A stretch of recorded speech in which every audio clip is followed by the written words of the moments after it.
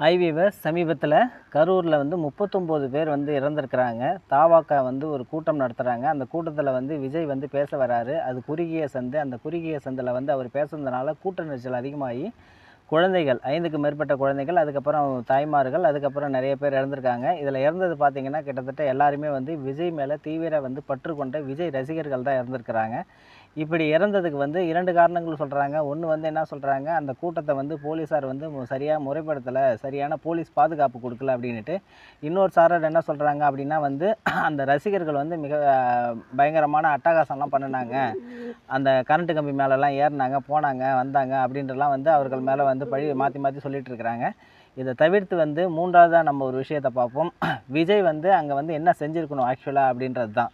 விஜய் வந்து ஒரு கட்சியை துவங்கியிருக்கிறாரு. கட்சியை துவங்கி அவர் என்ன பண்ணுறாரு, மாநிலத்தில் முதல்வர் ஆகணும் அப்படின்ற ஒரு பல கனவுகளோட வந்து மக்களுக்கு நல்லது செய்கிறேன் அப்படின்ற ஒரு எண்ணத்தோடு தான் வந்திருக்கிறதா சொல்கிறாரு. அப்படி மக்களுக்கு நல்லது செய்கிறா வரவர் வந்து மக்கள் அவர் முன்னாடி பாதிக்கப்படுறாங்க.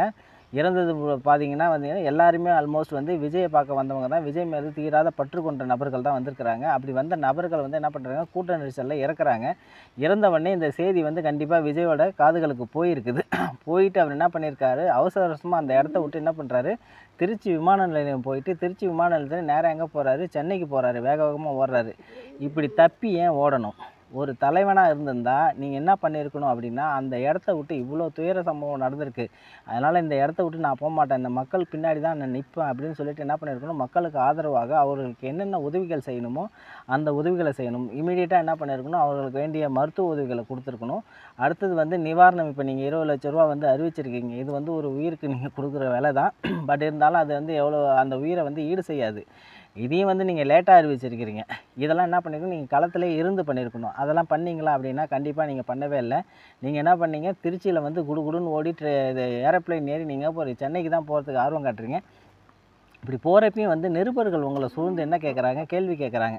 அதை வந்து என்ன பண்ணியிருக்கணும், தைரியமாக ஒரு நல்ல தலைவனாக இருந்தால் என்ன பண்ணியிருக்கணும், ஃபேஸ் பண்ணியிருக்கணும். ஃபேஸ் பண்ணிவிட்டு என்ன சொல்லியிருக்கணும் அப்படின்னா, இந்த தவறுகள் வந்து எனக்கு ஆழ்ந்த வருத்தத்தை கொடுக்குது, மன வேதனையை கொடுக்குது, என்னால் எதுவுமே பேச முடியல, இந்த தவறுகளுக்கு வந்து ரொம்ப வந்து மன சங்கடப்படுது அப்படின்னு சொல்லிவிட்டு நீங்கள் என்ன பண்ணியிருக்கணும், போயிருக்கணும், கடந்து போயிருக்கணும். அதை விட்டுட்டு நீங்கள் என்ன பண்ணுறீங்க, எந்த ஒரு பதிலும் கொடுக்காத வேக வேகமாக ஓடுறீங்க. நீ வந்து ஒரு சிறந்த நடிகன், அது எல்லாருக்குமே தெரியும். அப்படி ஒரு நடிகன் வந்து என்ன பண்ணியிருக்கணும், வீட்டுக்கு போனதுக்கு அப்புறமாவது ஒரு வீடியோவாவது வெளியிட்டிருக்கணும். வீடியோ வெளியிட்டு நீங்கள் உன் மத வேதனை எல்லாத்தையும் வந்து என்ன பண்ணியிருக்கணும், மக்களுக்கு தெரிவிச்சிருக்கணும். அதை தெரிவிச்சியா அப்படின்னா அதையும் தெரிவிக்கலை. நீ மட்டும் வீட்டில் அமைதியாக உள்ளார உட்காந்துக்கிட்டு பயந்து போய் உட்காந்துட்டு இருக்கிற. இந்தமாரி ஒரு நபர்களை நம்பி என்ன பண்ணுறாங்க, தமிழகத்தில் இருக்கிற மக்கள்கள், அணில் குஞ்சுகள் எல்லாம் என்ன பண்ணுறாங்க, எங்கள் தளபதி வந்து முதலமைச்சர் ஆகிடாரு, முதலமைச்சர் ஆகிட்டா முதலமைச்சர் மாநிலத்தை வந்து என்னது முதன்மை இடத்துக்கு கொண்டுட்டு போயிடுவார், அப்படி வந்துடுவார், இப்படி வந்துடுவார் அப்படிலாம் சொல்கிறாங்க. இவருக்கு தலைமை பொறுப்பு சுத்தமாக எதுவுமே கிடையாது. இவர் வந்து நிர்பந்தத்தாலையும் சில பேரோட தூண்டுதலாலையும் தான் இந்த அரசியலுக்கு வந்திருக்காரே தவிர இவருக்கு உண்மையிலே மக்களுக்கு சேவை செய்யணுன்ற எண்ணம்லாம் இருக்கான்னு தெரியல. அப்படி இருந்தால் அவர் என்ன பண்ணியிருக்கணும், தான் வந்து அங்கே போனால் ஏதாவது ஒரு பாதுகாப்பு காரணம் வரும், ஏதாவது ஒரு சட்ட சிக்கல் வரும் அப்படின்னு நீங்கள் நினச்சிருந்தா என்ன பண்ணியிருக்கணும் அப்படின்னா, 2ஆம் கட்ட தலைவர்களால் புஷி ஆனந்த், அதுக்கப்புறம் ஆதவ் அர்ஜுன், இந்த மாதிரி நபர்களையும், அதுக்கப்புறம் ஒரு ஐஏஎஸ் அதிகாரி கூட வந்திருக்காரு உங்கள் பின்னாடி. அவர் என்ன பண்ணியிருக்கணும், களத்தில் அனுப்பி கள நிலவரத்தை பார்த்து அவங்களுக்கு தேவையான உதவிகளை செய்கிறதுக்கான எல்லா ஏற்பாடையும் செஞ்சுருக்கணும். அதை விட்டுட்டு யாரையுமே அங்கே போகாத எல்லாரும் கூண்டோடு என்ன பண்ணிருக்கீங்க, ஓடி ஒளிஞ்சிருக்கிறீங்க. நீங்கள்லாம் வந்து தமிழகத்தை காப்பாற்ற போகிறீங்களா? கண்டிப்பாக உங்களை நம்பி ஏமாறுற மக்களுக்கு மிகுந்த என்ன சொல்லணும், அனுதாபங்களை தான் நம்ம சொல்லணும்.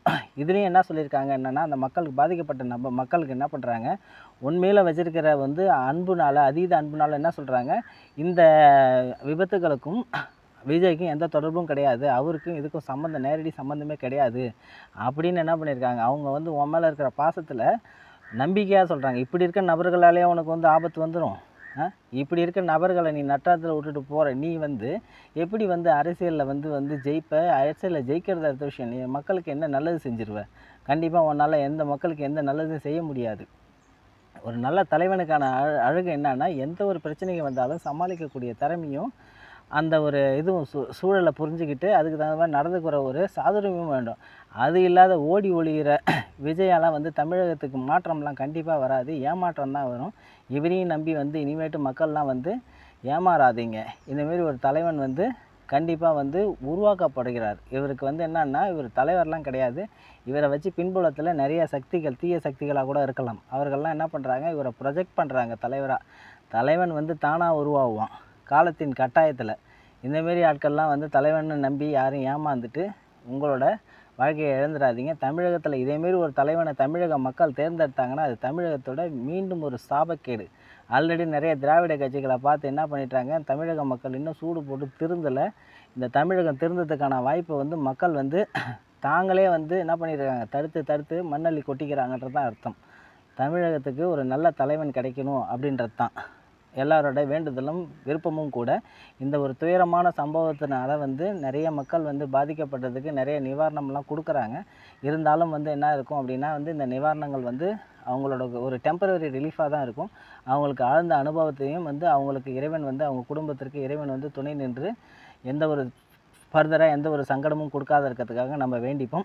ஒரு நல்ல ஒரு வாய்ப்பை வந்து என்ன பண்ணிட்டார் விஜய் வந்து இழந்துட்டார். இந்தமாரி ஒரு இடத்துல வந்து அவர் என்ன இருந்திருக்கணும் அப்படின்னா, ஒரு தாம் முன்னிருந்து அந்த விஷயங்களை என்ன பண்ணியிருக்கணும், எடுத்து செஞ்சு அவர்களுக்கு ஆதரவாக இருக்கிறத ஒரு நல்ல வாய்ப்பை விட்டுட்டார்.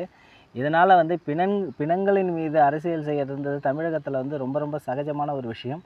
அதற்கு இடம் கொடுத்துட்டாரு. இப்போ பார்த்திங்கன்னா எல்லோரும் போய் அங்கே என்ன பண்ணிகிட்ருக்காங்க, பிணந்தின்னி கழுகுகள் மாதிரி அந்த சந்தர்ப்பத்தை பயன்படுத்திட்டு என்னென்னமோ பேசுகிறாங்க. வாய்க்கு வந்தாலும் பேசிக்கிட்டு அபாண்ட பழிகள்லாம் வந்து சுமத்திட்டுருக்குறாங்க.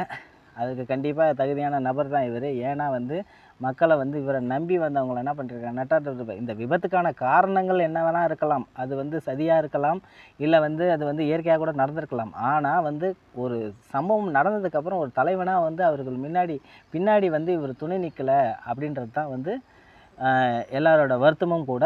எங்களோட வருத்தமும் அதுதான். மீண்டும் ஒரு கரூர் சம்பவத்தை பற்றி வேறு ஒரு அப்டேட்டில் பார்ப்போம். நன்றி, வணக்கம், ஜெய்ஹிந்த்.